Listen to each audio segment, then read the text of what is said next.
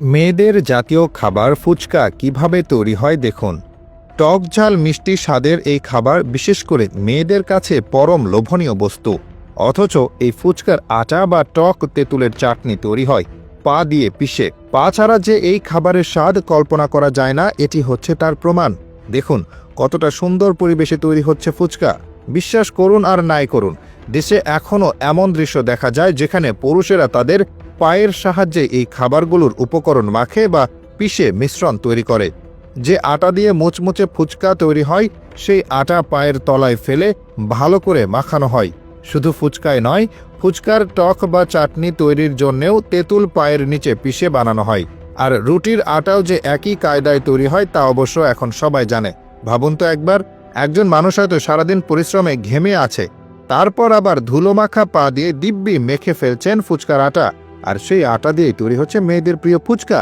শুধু তাই নয়, তেঁতুলের চাটনির জন্য তেঁতুলও পায়ের সাহায্যে মাখানো হয়, তা তো দেখতেই পেলেন।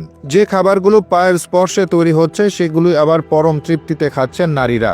কারো মুখে হয়তো তেঁতুলের টক চাটনির স্বাদ, কেউ বা মুচমুচে ফুচকার স্বাদে মগ্ন। তাদের মনে কি একবারও প্রশ্ন জাগে এই খাবারগুলো কিভাবে তৈরি হয়েছে?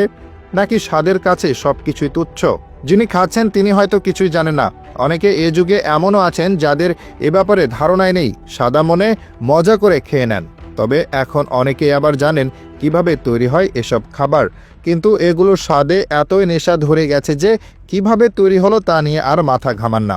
আর যিনি বানাচ্ছেন তিনি হয়তো বলবেন অন্য কোনো উপায় না থাকার কারণে বাধ্য হয়ে এমন করে বানাচ্ছি।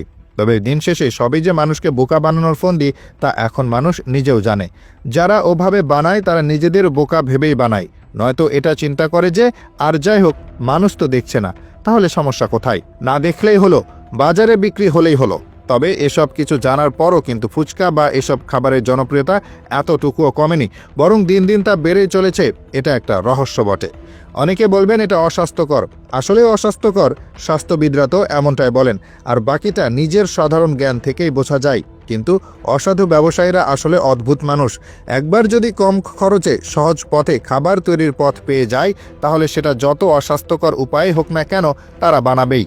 আর বাঙালিদের বোকা বানাতে হয় না, তারা নিজেরাই জেনে বুঝে ফাঁদে পা দেয়। মানুষের ফুচকা খাওয়া তৃপ্তি দেখে মনে হয় পায়ের স্পর্শে তৈরি হলেও এই খাবার অমৃতের সমান।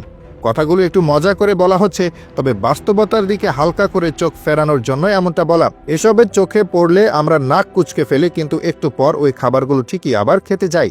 অনেকে বলে বসেন দু একটা ভাইরাল ভিডিওতে অমন হয় বলে কি সবখানে একইভাবে বানানো হয়? এগুলো সব ভুয়া। আসলে চারপাশে এগুলো ঠিকই ঘটে, আমরা কেবল চোখ বন্ধ করে এড়িয়ে যাই। তাই পরের বার যখন এসব খাবার খাবেন তখন একবার মনে করবেন এটা তৈরির পেছনে পায়ের অবদান আছে।